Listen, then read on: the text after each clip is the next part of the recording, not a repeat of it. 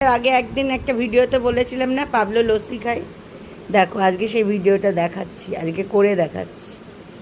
Pablo আবার এই লস্যিটা খেতে পছন্দ করেছে, অল্প দেব।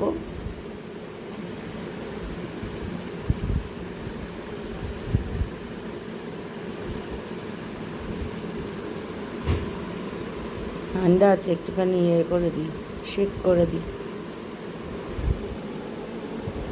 নাও, কে খাবে খাও, ঘন্টু খেলে খাও, ঘন্টু খা। ঘন্টু এগুলো পছন্দ করে না।